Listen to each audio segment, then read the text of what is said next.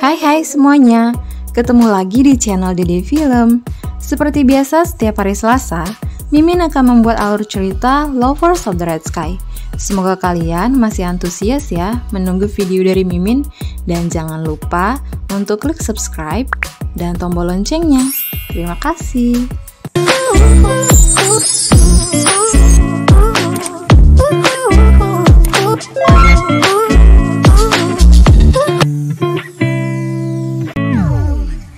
Di episode yang lalu, diketahui kalau ayahnya Cheongi datang ke Majukeon di saat kontes lukis sudah selesai, di mana Cheongi dinobatkan sebagai pemenangnya.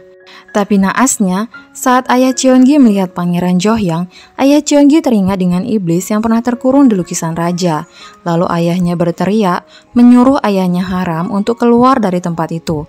Kemudian, melempar kuas bertinta ke arah Pangeran Johyang, yang membuat pengawal Pangeran Johyang langsung mengamankan ayahnya Cheongi.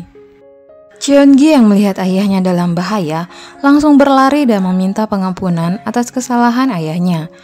Tapi Pangeran Johyang bukanlah orang yang suka memaafkan, dan karena mengetahui kalau ayahnya Cheongi kurang waras, Pangeran Johyang malah menyudutkan Cheongi untuk menerima hukuman menggantikan ayahnya. Pangeran Meong yang melihat Cheongi lagi kesulitan, langsung pasang badan meminta pengampunan untuk Cheongi dan bersedia bertanggung jawab. Tapi Pangeran Johyang makin tersulut emosi dengan pembelaan Pangeran Meong, sambil mengancam akan memberikan hukuman mati juga sama ayahnya Cheongi kalau Pangeran Meong masih meminta pengampunan untuk Cheongi. Karena ancaman Pangeran Johyang, Pangeran Meong pun gak bisa berbuat apa-apa lagi. Begitu juga sama Cheongi. Sebagai seorang anak, dia rela dihukum menggantikan ayahnya, dan hukumannya adalah memotong kedua tangannya Cheongi. Sebenarnya, Pangeran Johyang memberikan pilihan untuk menerima atau tidak hukuman itu, tapi Cheongi gak punya pilihan lain, karena kalau dia menolak dihukum, ayahnya lah yang harus mati. Akhirnya, Cheongi pun bersedia dihukum, dan saat pengawal Pangeran Johyang ingin mengeksekusi Cheongi, Haram menghentikan si pengawal dengan mengatakan kalau Haram telah salah, sudah memberikan 300 karung beras pada orang yang lupa diri. Lalu menyalahkan kebutaannya yang tidak bisa menilai mana pelukis yang bagus dan mana pelukis yang bodoh, sehingga membuat Pangeran Johyang merasa nggak senang, lalu meminta maaf dengan menawarkan 300 karung beras ke Pangeran Johyang. Akhirnya Pangeran Johyang menerima tawaran Haram dan mengampuni Cheongi, dengan perjanjian Haram akan memberikan apapun yang diminta Pangeran Johyang nantinya. Semoga aja permintaan Pangeran Johyang nggak akan jadi senjata makan tuan ya sama si Haram. Malam harinya di suatu tempat, Haram berhadapan dengan sebuah lemari yang terdapat nama-nama anggota kerajaan. Lalu Haram mendorong sebuah papan yang bertuliskan nama penyidik Kim, yang berarti penyidik Kim sudah meninggoy. Di mana rencana Haram membunuh penyidik Kim yang telah membunuh ayahnya tercapai malam itu lewat perintah Pangeran Johyang. Haram tahu kalau Pangeran Johyang menginginkan tahta kerajaan, dan secara sengaja Haram memberikan tanda kalau penyidik Kim yang jadi salah satu pengawalnya memata-matainya dan memberikan informasi tentangnya kepada raja. Dan karena sudah berkhianat, Pangeran Johyang menyuruh pengawal setianya untuk membunuh penyidik Kim.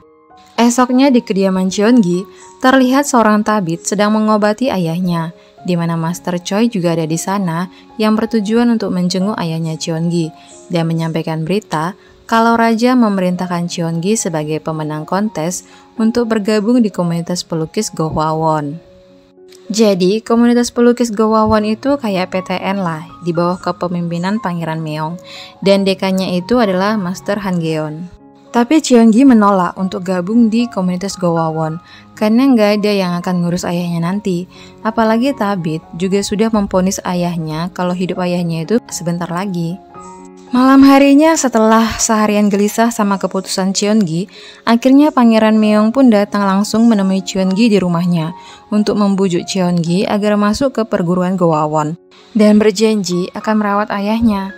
Lalu Pangeran Meong menyinggung asal-muasal penyebab ayahnya Cheongi yang gak waras, mungkin berkaitan saat ayahnya melukis kakeknya Pangeran Meong, yaitu raja yang terdahulu. Dan menurut Pangeran Meong, untuk tahu kebenarannya, Cheongi harus masuk ke perguruan Gohwawon. Sebenarnya Cheongi masih berat meninggalkan ayahnya, Tapi Pangeran Meong memberikan waktu ke Cheongi untuk berpikir sampai besok sore, sambil mengambil pil Chung Simwon untuk ayahnya.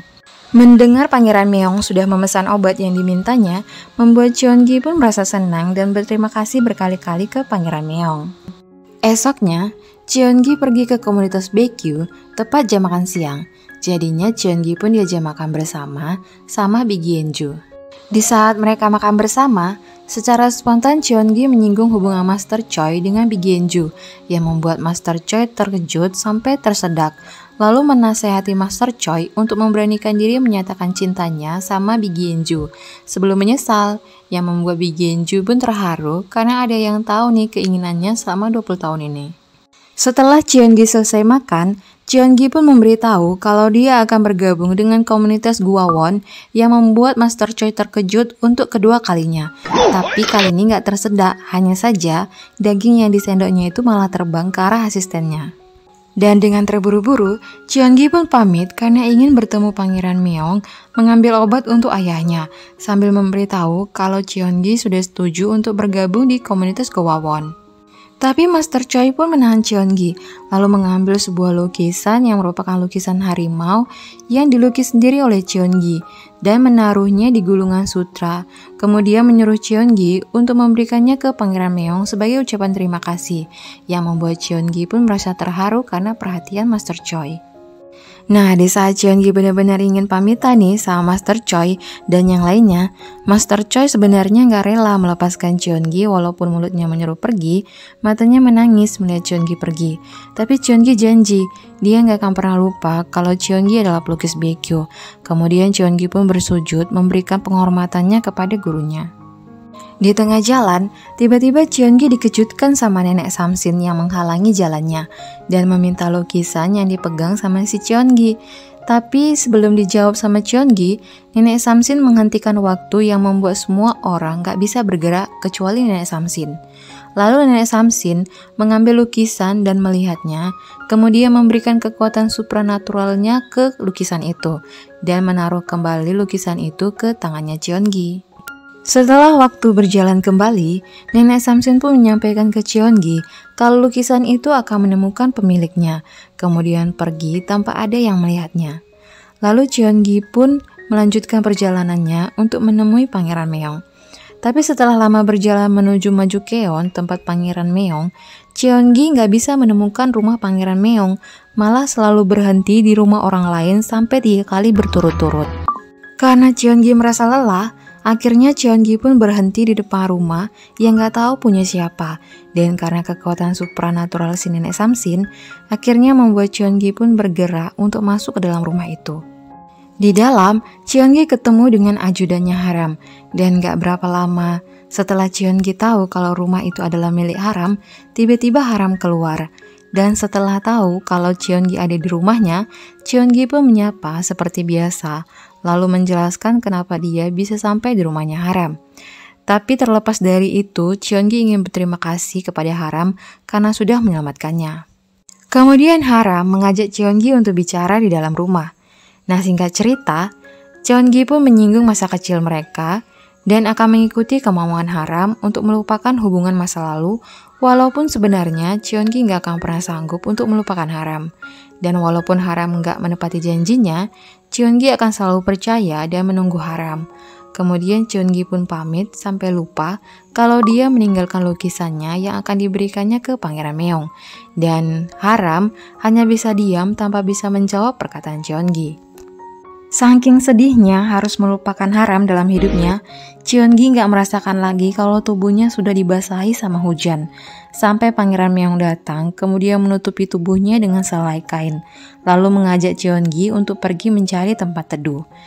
Di saat mereka berlari mencari tempat teduh, tiba-tiba Cheongi agak tersandung, yang membuat Pangeran Meong pun berhenti, kemudian memeriksa dahi Cheongi. Karena Cheongi terserang demam, Pangeran Meong pun menyuruh Cheongi untuk naik ke punggungnya. Karena dipaksa sama pangeran, Cheongi pun menuruti Pangeran Meong. Di saat mereka berjalan di tengah hujan, tiba-tiba di persimpangan jalan, Haram muncul di depan mereka dan mengatakan kalau dialah yang lebih dulu bertemu Cheongi. Dan episode 7 pun selesai. Nah, apakah ini menegaskan kalau Harem gak akan melepaskan Cheongi ya? Dan kira-kira lukisan harimau itu untuk apa ya? Nah, untuk tahu kelanjutan ceritanya, kita tunggu aja di episode selanjutnya. Thanks for watching, bye-bye.